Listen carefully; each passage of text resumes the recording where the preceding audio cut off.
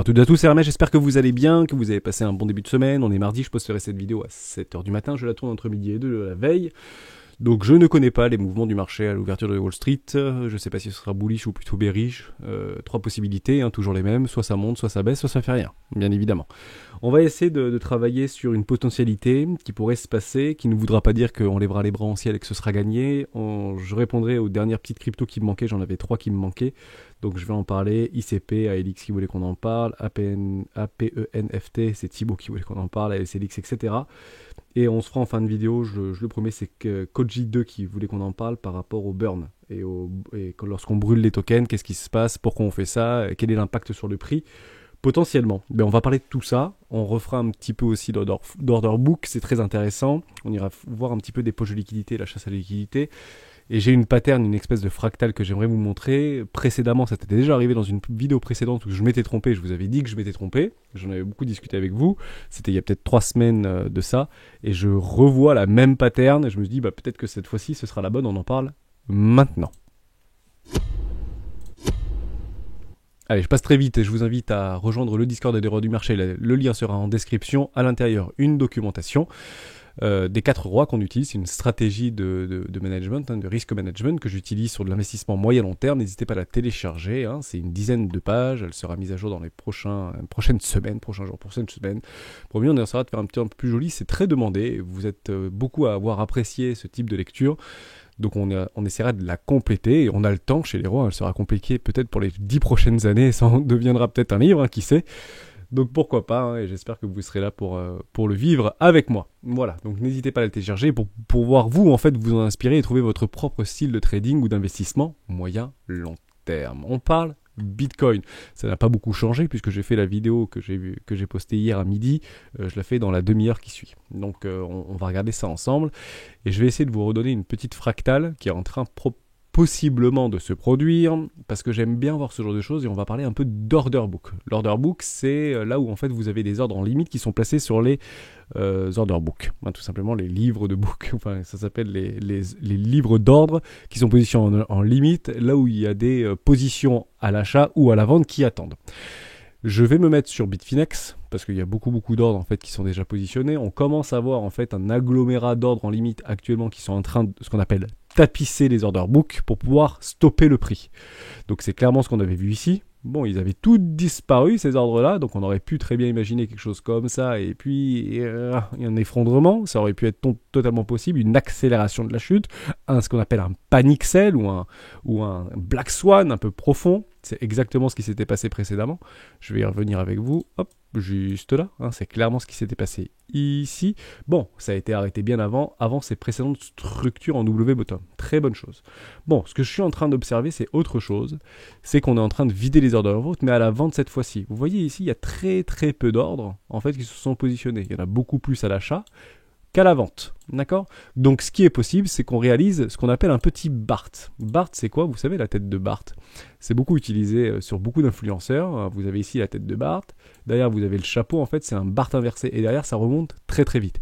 Est-ce que ça voudra dire à ce moment-là, ça y est, on se tape dans la main, c'est génial, c'est nouveau, c'est super, ça repart, nouvelle ATH, Bitcoin à 100 000 ? Pas du tout. Absolument pas. On irait probablement chercher une poche de liquidité de shorter très agressive que je vous avais partagé sur le Discord hier. Je la repartagerai aussi ce matin pour ceux que ça intéresse. Sur notre Kingfisher, je vais aller... Non, c'était analyse graphique, pardon. Voilà, juste ici. Et il est probable qu'on vienne les chercher, ces vendeurs agressifs. On voit un gros cluster de vendeurs agressifs qui sont arrivés sur le tas et qui appuient très fort. Alors, ce sont des traders de tendance. Ce ne sont pas des traders de contre-tendance, ce sont clairement des traders de tendance. Pourquoi ? Parce que la dynamique de prix est baissière actuellement. Donc, il est logique de voir des personnes shorter massivement ce marché pour pouvoir accélérer la baisse. On suit la tendance, mais là, à court terme, c'est plutôt une tendance à la baisse. Bon, le marché se fait souvent un plaisir d'aller les chercher, ces poches de liquidité qui nous feraient réintégrer le range. Et on est à un délit actuellement, pourquoi pas avoir un espèce de BART, soit aujourd'hui, soit demain, soit dans la semaine, et clac, on remonterait ici pour aller chercher cette poche de liquidité. Est-ce qu'à ce moment-là, on sera ou pas sorti d'affaire ? Pas du tout. Pas du tout. Pourquoi ? Parce qu'on attendra de jolies structures en W bottom pour se positionner. Au même titre, ce qui s'était passé lors de notre précédente fractale, qu'on avait analysé en fait ce qu'on appelle une pattern de Wyckoff, c'est sur des patterns extrêmement psychologiques, hein, j'avais fait une vidéo par rapport à ça. Voilà, juste ici, vous aviez à peu près la même chose. Hein, vous voyez juste là, on pourrait reproduire quelque chose comme ça. Est-ce que ça veut dire que ça y est, c'est gagné, on a clôturé au-dessus, ça repart dans la lune? Non, le signal aura été donné, ça je vous l'accorde. Par contre, la direction de prix, on ne la connaît pas. Pourquoi? Parce que tant qu'on ne vient pas casser le premier arrêt, le plus probable, qu'est-ce que c'est de faire un nouveau plus bas. Au même titre que ici, si je prends mes précédents top de marché par rapport à mes bottom de marché, tant qu'on ne venait pas casser le premier arrêt, le plus probable c'était quoi? C'est de faire un nouveau plus bas. À ce moment précis, on a cassé le premier arrêt. À ce moment-là, ok, zone de rechargement de vente long terme, où ça? Entre les 618 et les 886. On se ment pas, d'accord? Et c'est ici qu'il faudra prendre une décision de vente pour hedger sa position ou un take profit par rapport à sous-trader de tendance et contre-tendance long terme. Ok, donc ça c'est de la mécanique des marchés financiers, ça fonctionne très très bien sur les cryptoactifs puisque c'est géré par des institutionnels, par des baleines, par des banques, etc. Donc en fait ça ne change pas au niveau de la rythmique. Donc c'est clairement ce qui pourrait se passer. Juste ici, on serait toujours peut-être dans une pattern de Wyckoff, on irait chercher éventuellement les shorters agressifs, on irait casser des lots, prendre des poches de liquidité et refaire un extrême pour switcher l'intégralité de la mentalité. Ici, on était beaucoup plus bearish, d'accord? On sera, beaucoup plus bearish ici qu'on ne l'est ici. Ok? Au même titre que ici, on était dans l'espoir avec cette structure. Ici, c'était sauf qui peut Bitcoin à 10 000. Et en l'espace de moins d'un mois, tout le monde s'est plus ou moins, comment on dit ça, corrélé, mais accordé, pardon. Alors, une grande partie de la population et des gens, en fait, se sont accordés à dire que ici, ces nouveaux sommets, il n'y a pas de problème, c'est le dip, c'est le dip, c'est le dip. Ici, c'était plus de dip, c'était bonsoir Bitcoin à 10 000, et ici, c'était au revoir Dead Cat Band. D'accord? Donc, si la majorité s'accorde à dire une direction de prix, imaginez une direction de prix, tel ou tel expert hein, ou influenceur que vous pouvez trouver sur Internet, le plus probable, c'est quoi? C'est de faire un nouveau sommet. Point barre. C'est clairement ce qui s'est passé. Ok? Donc, je vais revenir un petit peu en arrière. J'efface tout et je vois cette fractale, c'était juste là. Voilà. Je vais revenir même en 4 heures parce que il me semble que c'était, je sais plus où c'était, où j'avais dit, où ça y est, je vois un petit pump, voilà, c'était exactement là. Voilà, ici, j'avais vu un espèce de petit pump, je sais plus exactement où c'était. Janvier, février, c'était avant ou pas? Je sais plus. Ah oui, c'était bien avant, je suis en 4 heures. Non, je vais repasser en daily, pardon, je voyais très très mal. Je crois que c'était par là. Il me semble que c'était là, voilà. Ok, c'était ici, hein, j'y étais bien. Bon, juste là, j'avais dit... Et c'est exactement ce qu'on avait vu, là on a vu la même chose. On va revenir ici sur le 25 novembre. Hop, vous vous souvenez avec moi, 25 novembre, on va aller sur Bitstamp, et je crois pas que c'était sur Bitstamp que je l'avais vu. Je pense que c'était autre part, je vais enlever ça. 25 décembre, voilà, juste ici. Et je vous avais dit, c'est Bitstamp. On va aller sur Bitstamp. Voilà, exactement. Et si je vous avais dit, c'est étonnant parce qu'il y a beaucoup d'ordres qui sont positionnés. Bah, ici, on voyait des ordres qui étaient positionnés, mais là, c'était complètement vide. Vous voyez ici? C'était complètement vide, au même titre que ici c'est complètement vide, et c'est ce qu'on est en train de voir sur Bitfinex, c'est ça hein oui, sur Bitfinex, exactement. Et je vous avais dit, probable rebond du week-end, on va chercher des poches de liquidité pour aller nous chercher une super edge position qui nous structurait en fait un M en weekly pour éventuellement retourner complètement ce précédent W weekly derrière. Bon, c'est pas ce qui s'est passé, on est parti vers le sud avec violence et je vous avais fait, je me suis trompé, etc. Ok, mais à culpa, il n'y a pas de problème, je ne connais pas la direction du prix. Derrière, on avait réalisé ce qu'on appelle un BART et on avait réintégré le range. C'est possible qu'on fasse exactement la même chose ici, d'accord? On va chercher les extrêmes. On va chercher notre petite queue ici. Derrière, on est en train de structurer un BART. On réintègre. Mais regardez ce qui s'est passé. Tant qu'on ne vient pas casser le plus réel, le plus probable, c'est quoi? C'est de faire un nouveau plus bas. Ok? C'est pour ça que c'est pas gagné. Hein, si on réintègre le range ici, ce ne sera pas gagné. On attendra de jolies structures de marché. Ces structures de marché, on aurait pu les voir où? Je vais tout effacer. Hop. Juste ici. Dans ce contexte-là. Et à ce moment-là, on dirait, ok. Regardez, si ça avait fait ça, et derrière on aurait restructuré, et on aurait cassé notre premier arrêt qu'on vient de tracer juste avant sur le graphique, et qu'on aurait fait une continuation haussière, c'était ok. C'est pas du tout ce qui s'est passé. On avait vu sur Cognalis qu'il y avait énormément de comptes qui étaient à l'achat, il y avait beaucoup de leviers à l'achat, les gens étaient beaucoup trop optimistes. Derrière, qu'est-ce qu'on fait? On nettoie le train, au revoir. Et je vous avais à ce moment-là donné, moi, mes targets de prix à 53 000 $, etc. Et je vous avais dit, quand on était ici, à mon avis, le train est trop chargé pour faire de nouveaux sommets et partir à 90 000 maintenant. Même si on avait les options, rappelez-vous, avant le 31 décembre à 100 000 et 200 000 $, je vous avais dit, à mon avis, il y a quelque chose qui va se passer, c'est trop leveragé. Bon, généralement, le temps nous donne raison très très souvent. C'est l'expérience qui parle. Au même titre qu'à très court terme, même si je suis plutôt moyen long terme, je vois beaucoup de nouveaux arriver sur le marché parce qu'on pense qu'on a des prix très intéressants sur le Bitcoin. Oui, ce sont des prix extrêmement intéressants, beaucoup plus qu'à 69 000 $, vous y conviendrez, mais derrière, ça ne veut pas dire qu'on sera sorti d'affaire même si on réintègre le range. C'est super important. Ok, donc ça c'était la première chose. Et on va revenir sur le Bitcoin. C'est très possible qu'on fasse ce type de choses. Hop, c'était comment que je voulais... Voilà, je vais reprendre comme ça. Exactement comme ceci. C'était où que j'avais vu ça. Voilà, on peut très bien faire ce type de choses. Voilà, comme ça. C'est pas du tout impossible. Ok ? On peut très bien faire ça. Et là, on serait parfaitement toujours dans notre pattern de week-off, ce qu'on est en train de voir ici, avec un ST, etc. Bon, on reprend pas le détail, je vous avais partagé ça dans une vidéo. D'ailleurs, on peut faire quelque chose comme ça, revenir même chercher les lots, et après, à ce moment-là, structurer, casser le premier arrêt et en avant gagnant. Ok ? Mais tant qu'on ne casse pas le premier arrêt le plus probable, qu'est-ce que c'est de faire à nouveau plus bas. D'accord ? C'est très important de le structurer comme ça et de rationaliser en fait sa pensée et de structurer sa pensée au travers des marchés financiers, notamment cryptoactifs. Bien évidemment. Qu'est-ce que je voulais vous montrer d'autre par rapport à ça ? Si on fait ce type de choses, on pourrait après très bien, si je repasse en weekly, juste là. Qu'est-ce que j'avais vu ? J'avais vu quelque chose, la pattern qui repart. Pourquoi on repartirait ? Bon, je sais plus trop ce que je voulais vous donner. Bon, c'est pas grave. On parle dominance. Comme moi, vous avez peut-être un compte sur Binance et vous avez souvent en fait le montant de votre capital investi sur les marchés financiers actuellement traduit en Bitcoin. Vous avez, je vais dire une bêtise, 4,3 Bitcoin. Et en fait, depuis ce week-end, même si le Bitcoin entre guillemets fait pas grand-chose ou remonte très très légèrement, mais c'est infime, vous voyez peut-être plus 4,3 Bitcoin, mais 4,22 Bitcoin. Et vous dites, bah zut, le Bitcoin fait rien, ça arrête, je me suis en train de perdre de l'argent.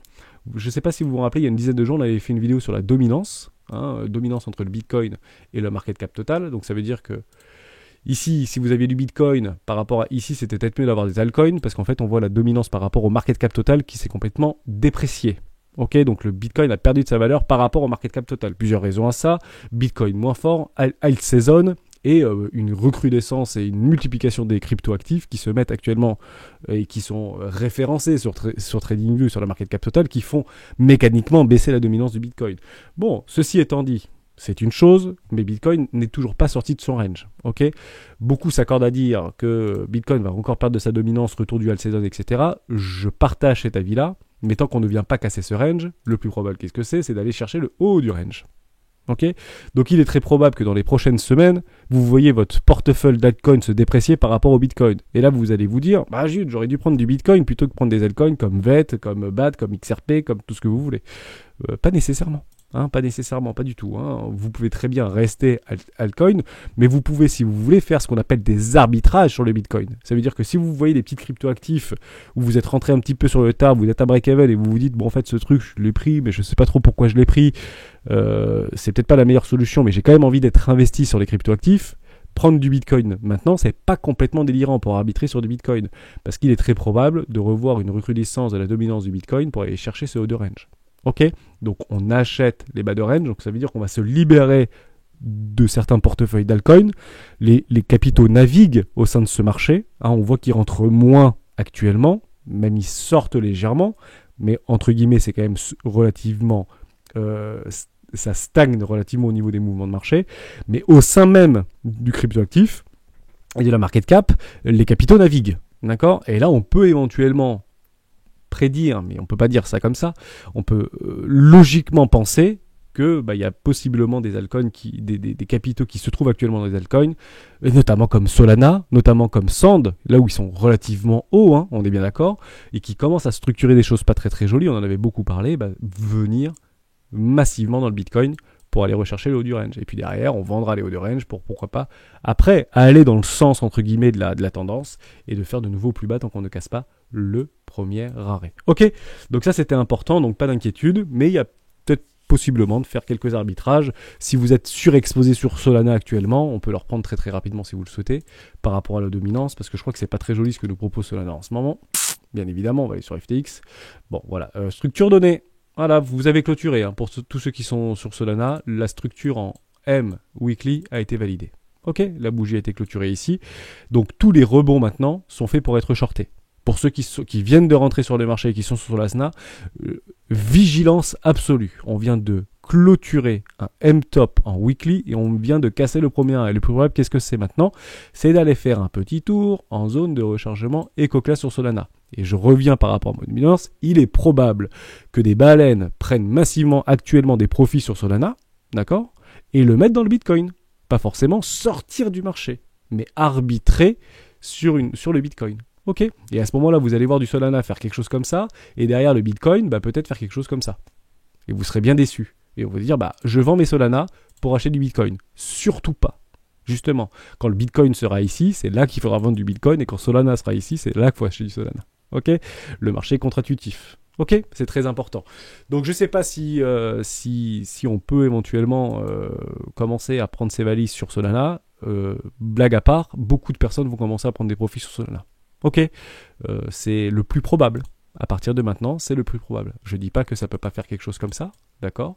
Ça peut très bien retourner le marché sans aucun problème. Mais qu'est-ce qu'on voudra voir? C'est à ce moment-là casser le premier arrêt sur Solana. Ce n'était pas prévu qu'on parle de Solana, mais on aimerait casser. Je vais vous le tendre un petit peu. Ce sera plus simple. Voilà, ici. Donc, on ne vient pas casser le premier arrêt. Le problème, c'est quoi? C'est de faire un nouveau plus bas.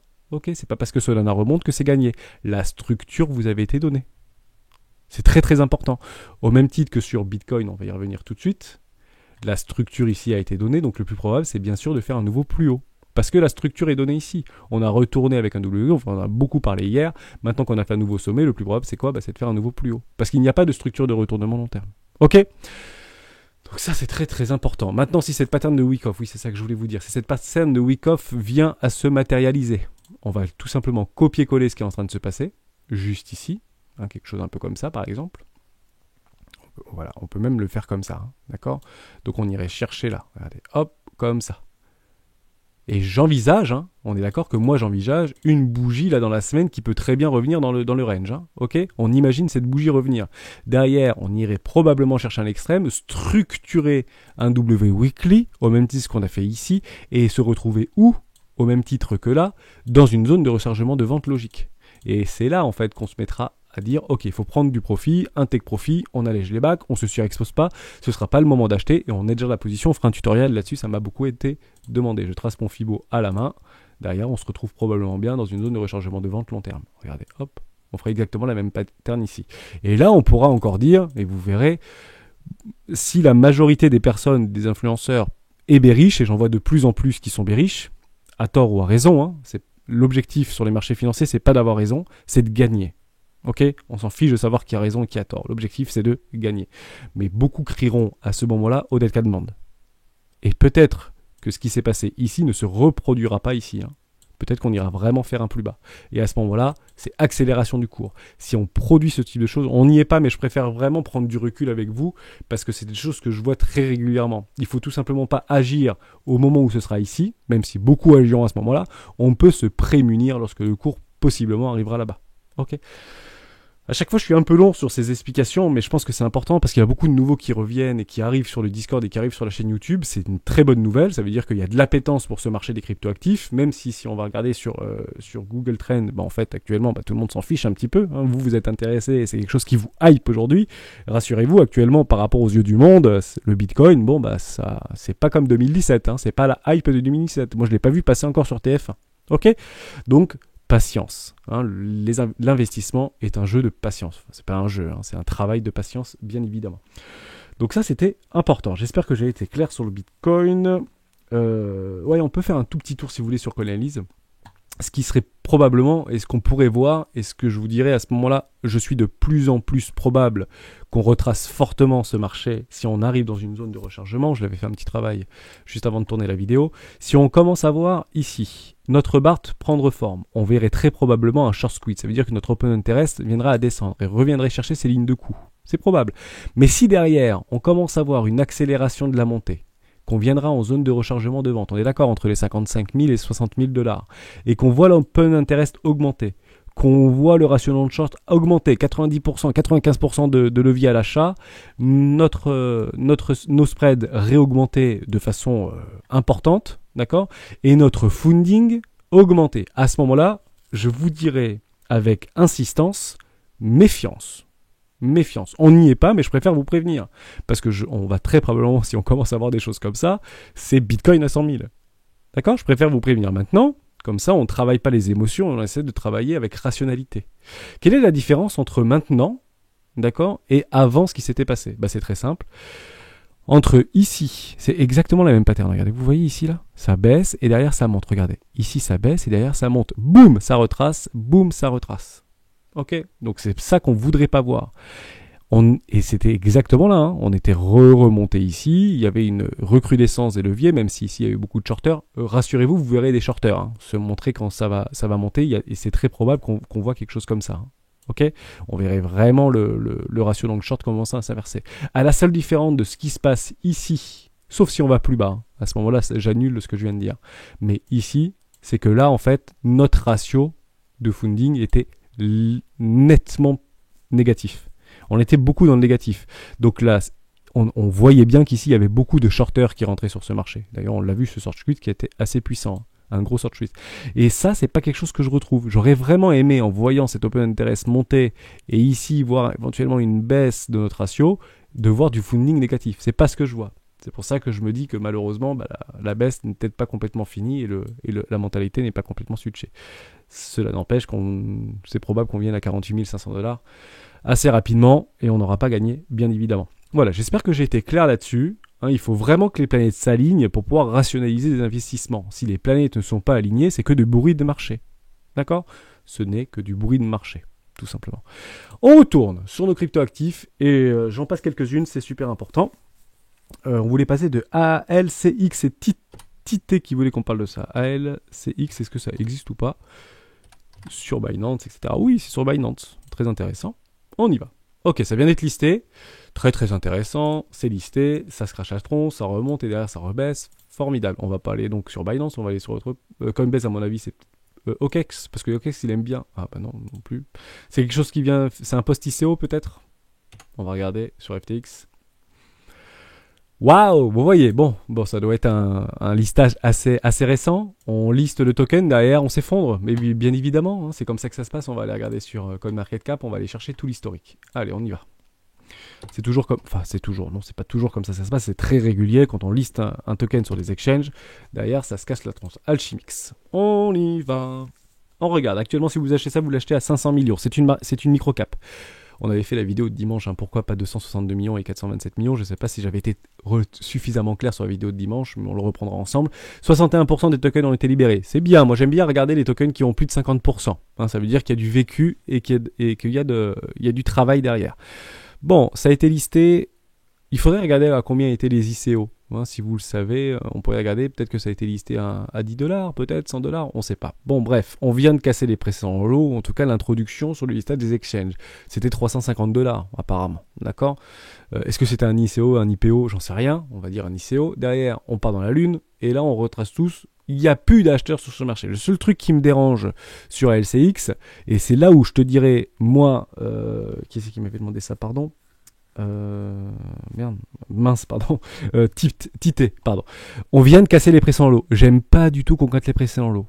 Hein, moi, ça m'embête beaucoup ça. Donc, qu'est-ce que j'attendrais à ce moment-là ? Une jolie structure. Ça me dérangerait pas de prendre le break des 350 $. Si on vient structurer ici, hein, tu vois, même si c'est descendu bas, hein, on est descendu à 180, derrière on remonte et derrière on repart et on restructure quelque chose d'intéressant. On va venir juste ici.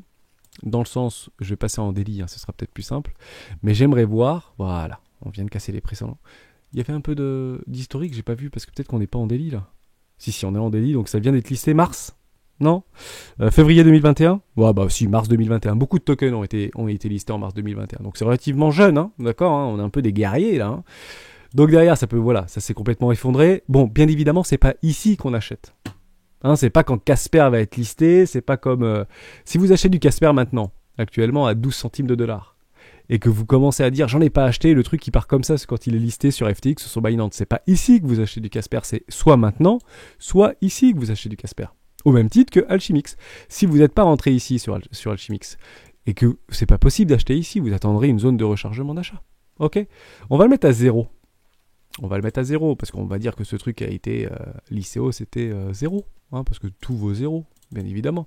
Donc on va le faire. Hop, coordonnées, on va le mettre à 0 et pas à 100. Je ne sais pas du tout à combien ça a été listé, etc. Où est-ce qu'on se trouve actuellement? Et bien c'est très simple, on va tirer une zone de rechargement d'achat long terme. EcoClass. En sachant que c'est pas vraiment du long terme, hein, parce que c'est février 2021, donc c'est récent, hein. Ok, on n'est pas sur du super long terme, hein, c'est pas des cryptos de 2017-2019, hein, ok, mais c'est pas grave. EcoClass. Et derrière, on va chercher une première classe. Oui, c'est maintenant qu'on investit dans ce type de token. Bien évidemment. Est-ce que ça ne veut pas dire qu'on ne peut pas faire de nouveaux plus bas? Bien évidemment que c'est possible qu'on fasse de nouveaux plus bas. C'est une éventualité. On peut imaginer ce type de choses. Hein, les premiers ventures qui étaient ici, là, à 1$, personne n'en voulait, c'était nul complet, machin. Derrière, le truc, il est listé. Boum! Vous imaginez bien que les gens qui ont acheté ici, qui ont cru au projet, ils vont vendre dans la montée. D'accord? Ils vendent complètement, là. Ils vendent complètement et ils sont encore gagnants, en plus. Donc maintenant, les venture capital, les millionnaires, les baleines, les mastodontes, les Moby Dick, les banques, tout ce que vous voulez, qui ont mis quelques deniers, quand eux, ils mettent quelques deniers, c'est quelques millions de dollars. Ok? Derrière, où est-ce qu'ils rachètent? Bah, ici. Ils rachètent totalement ici. On a d'ailleurs une espèce de pattern de wake-up qui est en train de se positionner. Regardez, tac, tac, on va chercher les prix en lot. Possible qu'on fasse une structure. Ok, moi, ça me dérangerait pas du tout de mettre un jeton ici à 400$. Quand j'aurai ma structure. Pourquoi? Parce qu'on a cassé les précédents lots. Par contre, si vous avez déjà investi, par exemple, ici sur le 618, ici sur le 786, très intéressant, hein, d'accord? Maintenant, vous attendez une énorme structure en weekly. Est-ce que vous avez une structure en weekly? J'efface tout et vous me dites si oui ou non, vous avez une structure en weekly de retournement. La réponse est non. Vous n'avez pas de retournement de structure en weekly. Pourquoi? Parce qu'à chaque fois... Ah, mais vous posez cette question, ça me permet d'y répondre. Qu'est-ce qu'un W weekly? Un W weekly, c'est une première jambe, d'accord? Une ligne de coup, une seconde jambe qui ne peut pas être plus basse que la précédente. Si elle est plus basse que la précédente, ce n'est plus un W weekly. C'est une continuation de tendance baissière. D'accord? Même si ça fait ça, on partirait donc sur un V-bottom. Ce n'est pas un W weekly. Un W weekly, c'est clairement ceci, une première jambe, ligne de coup, deuxième jambe, mais qui ne transperce pas la précédente jambe. À ce moment-là, c'est confirmé, vous avez bien un W weekly. À ce moment-là, on cherchera quoi? Les pullbacks. Ok, roi de pique ici, et derrière, ça peut repartir. Pourquoi? Parce que le signal vous aura été donné. On sortira les derniers investisseurs en levier x10, x15, x tout ce que vous voulez. On peut même partir plus bas, d'accord? Chercher même des lots, mais en fait, la structure a été donnée. Vous vous rappelez, on avait fait la vidéo samedi sur Tesla là-dessus. Et derrière, on a fait un nouveau plus haut sur Tesla, alors qu'on n'était pas rushé. On n'avait pas clôturé, on avait méché juste en dessous des précédents lots. Incroyable, hein? Mais derrière, le marché peut faire ça. Je peux vous garantir que les gens qui achètent là, les stops sont placés ici, donc on vient chercher les postes de liquidité et on repousse très très fort. Le train est complètement déchargé. Ici, je ne vois malheureusement pas de W weekly. Ok, d'accord, donc pour moi la structure c'est quoi? Bah, elle est baissière. On va chercher les lows, on va chercher les heights, on va chercher les lows, on va chercher les heights, juste ici, pardon, height, low, on va chercher les heights, on va chercher des lows, on se transfère, on va chercher les liquidités et on refait un nouveau low. Ok, et on va rechercher un nouveau height. Biseau, ça c'est un biseau d'élargissement. Vous le voyez ici? C'est le pire à trader, hein. Il y a très très peu de traders qui tradent les biseaux en fait d'élargissement parce qu'on ne connaît pas la direction, jamais. Et en fait vous avez des variations et des volatilités qui sont extrêmes. Donc on attendra pour essayer de casser cette dynamique baissière. On voit bien qu'on a fait un précédent lot. On attendra une structure. Certains rentreront ici et moi, si je suis intéressé par Alchemy, c'est là que je rentrerai sur ce break là éventuellement, d'accord, ou sur un roi de pique pullback, d'accord. Et après derrière on pourra faire et pourquoi pas des nouveaux sommets. Donc tu peux très bien deux solutions, soit tu attends et tu es patient parce que malheureusement dans ce contexte en fait de dynamique baissière, je vais repasser en weekly, ce sera pas en 14 jours, en weekly, mais peut-être qu'on le verra moins bien. Bon, on voit de toute manière que c'est baissier, hein, d'accord? Hop, on vient de faire un précédent. Donc le plus probable, tant qu'on ne avait pas cassé le premier arrêt, c'est quoi? C'est de faire un nouveau plus bas. Attendons les structures. Ça, ce sera pas un conseil, encore une fois, une préconisation. Mais moi, j'attendrai les structures sur ce type de choses. Bravo, merci de me l'avoir partagé. C'est très, très intéressant. Peut-être que ce truc a énormément de potentiel. Probablement. On pourra partager ensemble le fondamental sur le Discord avec grand plaisir. Je le dis souvent, mais je le fais rarement. Mais vous le faites beaucoup et vous partagez beaucoup de fondamentales et je vous remercie. Moi, j'ai pas beaucoup de temps malheureusement pour le faire, mais je partage je partagerai à partir de maintenant le fondamental dans les cryptos dans lesquels j'investis ou je réinvestis. Je vous partagerai le fondamental, mon petit travail fondamental sur le Discord, promis avec grand plaisir. D'accord, mais j'attendrai une structure là-dessus sur LCX. Merci de m'en avoir parlé et merci de l'avoir partagé. On voulait qu'on parle aussi de FIO. C'est Chris Coco 78 qui voulait qu'on parle de FIO. On parle de FIO et après je réponds à 2 questions. Ok, comme ça on fera pas une vidéo très très longue. Pareil, FIO alors sur Binance, bon, très intéressant, réaccumulation. On va regarder sur notre ami CoinMarketCap pour savoir un petit peu l'historique. Je connais pas du tout. FIO protocole, c'est ça? Oui, moi j'imagine c'est un protocole blockchain, site internet, malien, collectiviste pour les NTF. Super, c'est une blockchain. On va regarder ça. Oh, ça commence à bien revenir. Bon, très bien.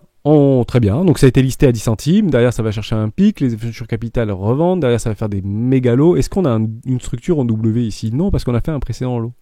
Par contre, ce truc est peut-être plus... Oui, peut-être qu'on a un W weekly parce que c'est pas mars 2021. Donc ici, on doit avoir un W weekly. La tendance est repartie. Vous voyez ici, on est d'accord que là, peut-être qu'on était juste avant sur Alchimix. On est peut-être ici actuellement. Tant qu'on ne structure pas des W weekly, ça peut faire des plus bas. Ok, donc on attendra une jolie pattern, un W weekly ici, le petit pullback et derrière ça peut partir très très fort. Et à ce moment-là, qu'est-ce qu'on fait? On prend des profits. Vous venez de faire un x10 ici, ou un x5 ou un x7, mais prenez vos profits parce que derrière ça repart en zone de rechargement et c'est exactement ce que c'est en train de faire. Des baleines ne veulent pas voir ce token partir en dessous des 17 centimes de dollars.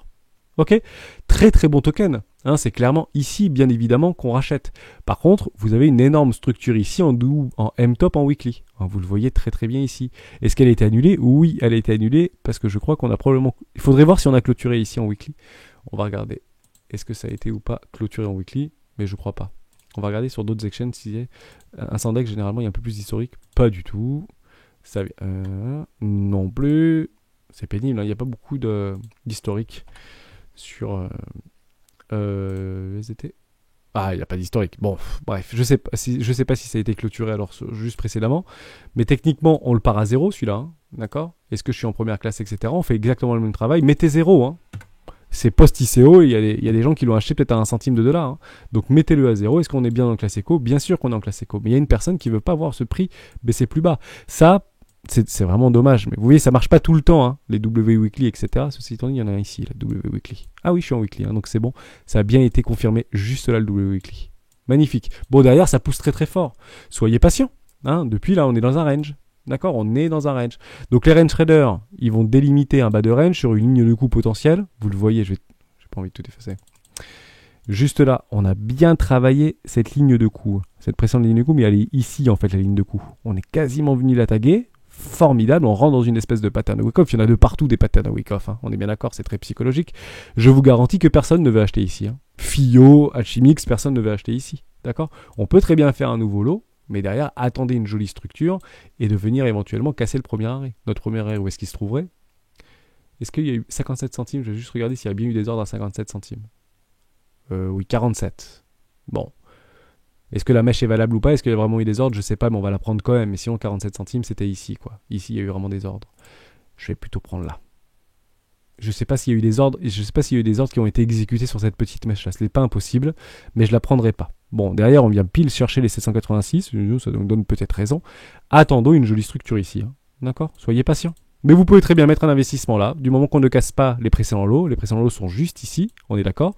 Le low, le height, le low, le height. Il est probable que ce truc fasse une structure et parte très fort. Attendez les structures. Mais super intéressant d'investir là-dedans. C'est clairement ce type de token-là dans lequel on peut investir. Bon, après, je vais être... on est un peu impatient ou on est un petit peu sur la défensive. Mais c'est normal que psychologiquement, actuellement, on soit sur la défensive. Par contre, partez du principe que s'il y a une reprise du bull run, il y aura plus de classe éco, plus de classe première classe avant des mois et des mois. Si on revient à casser les ATH sur Bitcoin et que le machin il commence à partir en l'air, dead cat bone ou pas dead cat bone, protection ou pas protection du capital, si on commence à avoir des structures comme ça et que ça commence à partir 80 000 $, enfin il y a tous nos tokens qui devraient partir en L-Saison. Une grosse majorité de tokens. Et c'est clairement ici que les baleines réaccumulent et vendront leurs profits, 1, dans une zone de rechargement de vente long terme, 2, sur des extensions Fibonacci.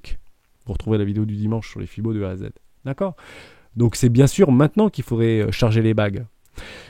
pour ceux qui arrivent sur le Discord et pour ceux qui arrivent sur les chaînes YouTube qui s'intéressent aux crypto-monnaies, en réalité, vous arrivez à un super moment. Hein, vous n'êtes pas arrivé en 2017, là. C'est pas le plus probable. Là, on est plutôt au milieu de 2017, on n'est pas fin 2017.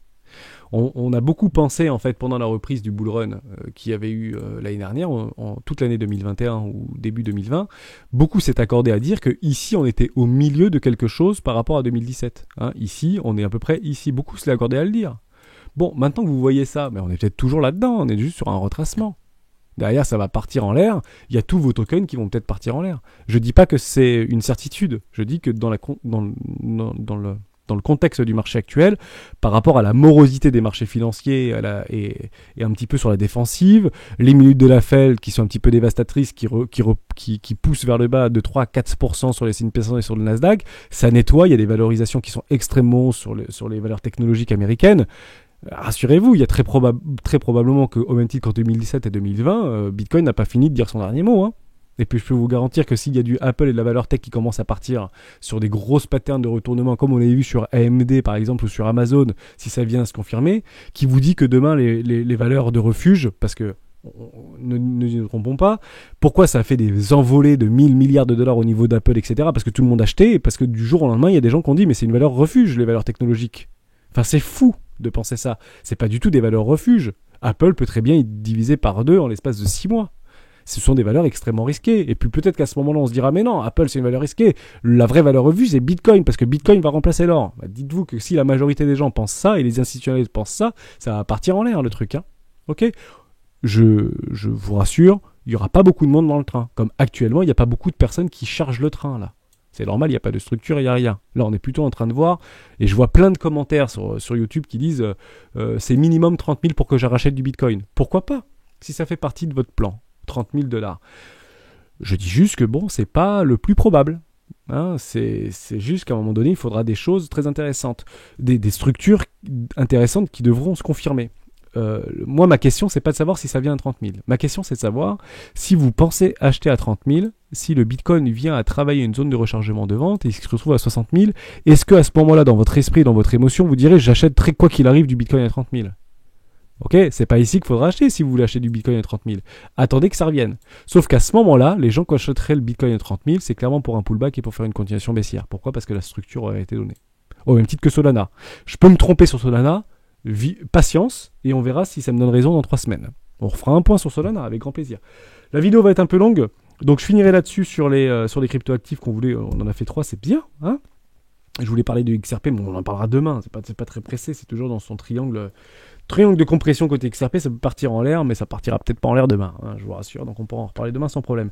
On finit cette vidéo, on prend juste 10 minutes. Pour ceux qui veulent partir, passez une bonne journée.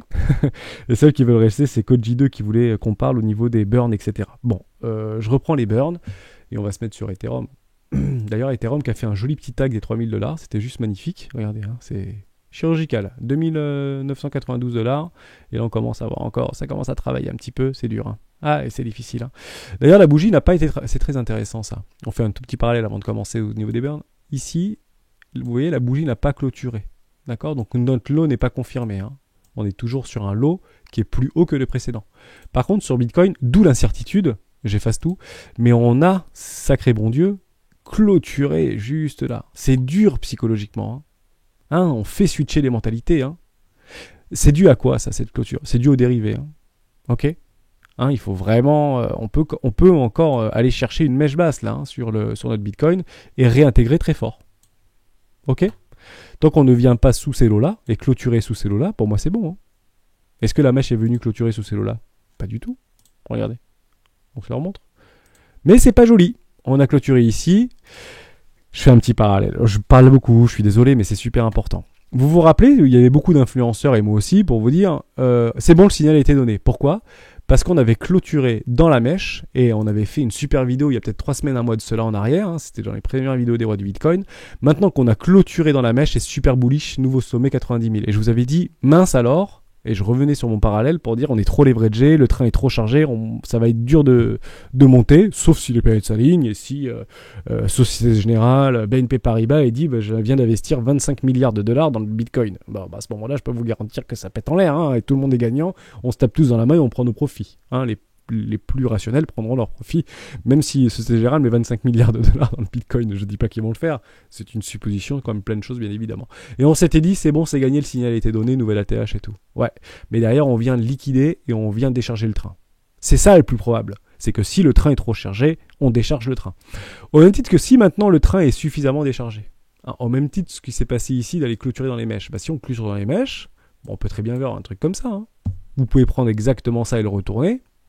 Derrière, pour moi, ça c'est un V-top. Hein. C'est pas un V-bot, c'est pas un M-top ici, c'est un V-top. Donc il est mené à être testé. Donc au même titre qu'on a clôturé dans les mèches, ici on clôture dans les mèches, pourquoi pas faire ça? Qui sait? Personne ne sait. Mais en tout cas, la mentalité, au même titre qu'ici c'était ultra euphorie, Bitcoin à 100 000, ici c'est moins euphorique maintenant qu'on vient de clôturer dans les mèches. Ça veut rien dire, hein, d'accord, tant qu'on ne fait pas de nouveaux lots, donc on ne vient pas clôturer les 39 600, ça va bien. Allez, on parle par rapport aux détenteurs pour le burn, etc. On va parler de Binance au niveau du BNB, on va parler d'Ethereum hein, qui commence à le faire. Pourquoi Bitcoin ne le fait pas? Parce que Bitcoin est déflationniste, hein, de par sa conception et de son protocole, 21 millions de Bitcoin maximum, à la différence de Ethereum. Vous savez que Ethereum, on peut continuer à créer de toutes pièces, même si on le mine, il y a une infinité d'Ethereum. D'accord? C'est pas capé Ethereum. On ne dit pas il y aura 1 milliard d'Ethereum à jamais. Non, pas du tout. Il peut en avoir des dizaines et des dizaines de milliards. Bon, qu'est-ce qui se passe? Et pourquoi on a commencé à mettre en place ce fameux burn de tokens? Donc on brûle des jetons. Mais en fait, on les brûle pas vraiment. C'est une image, d'accord? En réalité, on va les placer dans une adresse, sur un compte, sur un wallet, où il n'y a pas d'adresse privée pour pouvoir les récupérer. Ça veut dire que ces tokens seront perdus à jamais, seront irrécupérables. Il y aura toujours une masse, si vous voulez, de tokens existantes. Elles feront toujours partie, entre guillemets, de la création de ces tokens-là, mais elles ne seront plus jamais utilisables. D'ailleurs, pour faire le petit parallèle avec Bitcoin, on estime à plus de 3 millions de Bitcoins qui, aujourd'hui, ne seront jamais récupérés. Jamais récupéré. Donc après, vous pouvez le mettre dans vos analyses si vous voulez. C'est un billet psychologique de plus. Mais aujourd'hui, c'est clairement ce qui est en train de se passer. Si vous avez votre disque dur avec 1 million de bitcoins dessus et que vous l'avez mis à la déchetterie comme un bonhomme qui avait perdu 7500, un américain qui le cherche depuis 7 ans et qui fait appel à la NASA pour récupérer son disque dur. Bon, partez du principe qu'il est paumé, ce truc. Il est donc irrécupérable. Il y a toujours l'espoir derrière de le récupérer, hein, mais les marchés sont remplis d'espoir et d'émotions. Moi, je peux partir du constat au bout de 7 ans qu'il a fait qui cherche, et je suis désolé pour lui, hein, j'ai une pensée pour lui bien évidemment, qui a perdu ses 7500 bitcoins, malheureusement il est plus probable qu'il les récupère pas. Donc on peut dire qu'ils sont brûlés en fait finalement. Ils existent vraiment mais ils sont brûlés. Donc Ethereum, Binance et plein d'autres en fait tokens, et beaucoup de tokens en fait de exchange comme FTX, comme OKEx, comme KuCoin, etc. font ce qu'on appelle du burn. 3 raisons à cela. Le premier, c'est de donner un effet déflationniste mécanique par rapport aux tokens. Un exemple, vous avez 1 million de tokens qui sont sur le marché. Si vous décidez d'en brûler 500 000, on est d'accord que vous avez en fait réellement que 500 000 tokens. Mécaniquement, cela donne un aspect déflationniste au token pour pouvoir en fait donner de la valeur au prix du token de façon mécanique. Tout simplement. C'est une mécanique, en fait, si vous voulez, d'inflation et de déflation. En somme, je vais faire un petit dessin. Regardez, on va le faire comme ça. Vous avez ici le token. Si vous avez le nombre de jetons qui sont brûlés et qui descend, d'accord? Par rapport à une demande, par rapport à son main jeton, exemple Ethereum, il y a toujours une demande, mais une demande là constante. On va dire qu'il y a une demande constante. Il y a toujours autant de personnes, c'est pas un climax run, il y a toujours autant de personnes qui demandent et qui utilisent le token Ethereum ou Binance par exemple. Mécaniquement, s'il y a toujours autant de personnes, le prix va monter mécaniquement. Il y a toujours autant de demandes et il y a une déflation mécanique par rapport au token. Donc, in fine, le prix du token augmente. Par contre, j'efface tout. Si vous avez beaucoup de tokens qui sont brûlés, mais que vous avez une demande qui est décroissante, le prix du token, qu'est-ce qui se fait? Je vais changer de couleur. Le prix de votre token, c'est pas ça que je voulais faire. Hop, ici, le prix du token va également descendre. D'accord? C'est mécanique, c'est arithmétique, il n'y a pas de problème. À l'inverse, si en fait vous avez la demande qui augmente, mécaniquement, ou la demande qui reste stable, mécaniquement votre demande augmente. Ok? Ça c'était la première chose. Donner un effet déflationniste mécanique en fait par rapport à votre token, qui en fait in fine augmente le prix. Il n'y a pas que ça qui va augmenter le prix, c'est aussi une forme de stabilité du prix. si vous avez en fait par exemple USDT, vous avez autant de tokens qui est créé et brûlé par rapport à la demande constante pour toujours le garder à 1 dollar. 1 USDT égale 1 dollar. En fait, vous allez conserver cette stabilité si en fonction de la demande, vous augmentez le nombre de tokens et en fonction de la non-demande ou de la vente, entre guillemets, où les gens n'en veulent plus, bah vous allez diminuer et brûler des jetons. Automatiquement, c'est toujours mécanique, hein, on va le redessiner. D'accord ? Ici, vous avez votre tableau. Là, vous brûlez des tokens. Et ici, vous avez en fait la demande qui baisse. Automatiquement, bah, votre token reste pareil. Ok ? Par contre, s'il y a beaucoup de demandes du token et que vous augmentez l'inflation de votre token il reste complètement un stablecoin. Il reste logique. Ok ? Il reste stable. Et une troisième chose aussi qui est très importante, c'est l'incitation. En somme, si on vous explique que Ethereum va faire du staking pour le 2.0, etc., et que vous avez en fait beaucoup de jetons qui sont brûlés, donc qui sont envoyés dans une adresse sans clé privée et sans mot-clé, hein, qui permet de ne jamais les récupérer. Ils existeront toujours, mais ils ne seront donc plus accessibles. Et ben ça incite les gens qui ont acheté des tokens, notamment Ethereum, à les conserver, à les holder. Hein, c'est plutôt psychologique à ce moment-là. Ça permet en fait aux gens de dire, bah, s'ils continuent à brûler du token, moi j'ai 100 Ethereum, mais ils brûlent des Ethereum. Donc mécaniquement, le prix va monter s'il y a une demande constante, voire croissante. D'accord ? Ce sera exponentiel. Mais moi, ça m'incite à les garder, mes 100 Ethereum, s'ils les brûlent. D'accord ? Parce que mécaniquement, la valeur va monter. Donc incitation à continuer à détenir et à holder les jetons. La stabilité, ça ce sera plus pour l'Ethereum, etc. Et 3, c'est donner un effet déflationniste mécanique par rapport à la valeur du token, qui en fait, in fine, devrait monter. Tout simplement. Ça c'était très très important. J'avais noté autre chose ou pas ? Non, j'avais noté... j'avais pas noté... Si, il fallait que je réponde à une question de quelqu'un. Et je finirai là-dessus. Bon, elle sera un petit peu longue, je suis désolé. Si tu es resté jusqu'au bout de la vidéo, Quentin, cette réponse est pour toi. Il m'avait demandé, en fait, par rapport je crois que c'était lui, hein, 1% des tokens, 90% des tokens sont détenus par 1% des adresses, par rapport aux baleines, etc. Et il m'avait dit, merci AMS, dommage que tu n'aies pas répondu à la deuxième partie de la question la plus importante, l'intérêt d'une plateforme ou de créateur de crypto à maintenir le jeton dans une fourchette de prix. Alors, je réponds tout de suite, il n'y a aucun avantage à un détenteur de crypto actifs ou à un exchange de maintenir un jeton dans une certaine fourchette de prix. Alors, je vais répondre, peut-être que ta question vaut deux questions. La première question, c'est est-ce que les exchanges, pour avoir plus de monde, n'ont pas intérêt à maintenir par exemple le Bitcoin ou l'Ethereum à 3 000 $ ou à 40 000 $ ou à 60 000 $. En fait, ils s'en fichent complètement. Hein, eux, ce qu'ils veulent, c'est exécuter des ordres. Que le Bitcoin soit à 10 000 $, ils auront des acheteurs à 10 000 $ et ils auront liquidé des millions de comptes. Donc ils s'en fichent. L'objectif, c'est de les faire revenir parce qu'en fait, les marchés sont très émotionnels et on pensera qu'on fera les soldes à ce moment-là, mais s'il serait à 20 000 $, il tombe à 10 000, on fera toujours les soldes. Hein. Bien évidemment, ce sera la 4e, 5e et 6e des marques jusqu'à ce que la tendance se retourne. Ils n'ont aucun intérêt en fait à conserver un token sur une fourchette de prix. Le seul qui a un intérêt, c'est ceux qui font des stablecoins. Si on parle aussi des tokens, d'ailleurs on est en train de travailler, je ferai une vidéo sur XRP par rapport aux banques centrales, etc. Ils sont en train de travailler sur leur CBDC, sur leur token de gouvernance par rapport aux banques centrales, très intéressant. Eux, ils ont intérêt, bien évidemment, à conserver en fait leur token relativement stable, mais ça ne concerne que les stablecoins. Si vous prenez Binance, etc., ils s'en fichent complètement d'avoir leur token qui était entre guillemets, qui était libéré. Regardez. Là, ici, on peut dire que Binance, moi, je reprenais la première vidéo des rois du Bitcoin sur la stratégie des 4 heures, la première vidéo de la chaîne, et vous allez voir mon expérience sur BNB par rapport à un billet psychologique. Vous allez penser à moi. C'était prévu comme ça que BNB, ça tournait beaucoup, que BNB en fait voulait maintenir le prix entre les 5 $ et les 25 $ pour faire entre guillemets un stablecoin. Alors l'idée des stablecoins de l'époque il y a 3 ans en arrière, c'était un petit peu la mode pour dire que mon token va pas tomber dans l'oubli. Tu vois ce que je veux dire ? C'était un petit peu ça l'idée. Aujourd'hui, c'est plus l'idée. Aujourd'hui, c'est alt season, c'est tout va partir à 1 million de $, c'est faire des fois 100 partout. Mais en fait, il y a 3 ans en arrière, c'était pas trop l'objectif. L'objectif, c'était d'essayer de faire du rendement, parce qu'il y avait des taux de rendement de 12-13% si on stackait, c'était plutôt le staking plutôt que les alt season. Et donc, c'était un peu la mode de dire on est en train de créer des tokens, et il y a plein de tokens notamment qui étaient indexés à l'or par exemple, comme le Pax maintenant, hein, le Pax qui arrive plutôt bien à se corréler à l'or, mais il y a plein de tokens qui étaient corrélés à l'or, qui faisaient des x10 et qui après descendaient moins de 90%, bon ça marchait pas très bien leur histoire. Ça se met encore en route si tu veux, d'accord, au niveau des protocoles, au niveau de la technologie blockchain, etc. On est toujours au début de quelque chose. On a l'impression que ça avance très très vite et qu'on est déjà dans le dernier wagon. Non. Là, je pense qu'aujourd'hui, pour ceux qui nous rejoignent sur la chaîne et ceux qui s'intéressent aux cryptoactifs, on est en première classe. Hein. Il y a les 3 premiers wagons, hein. Ok ? Clairement, hein.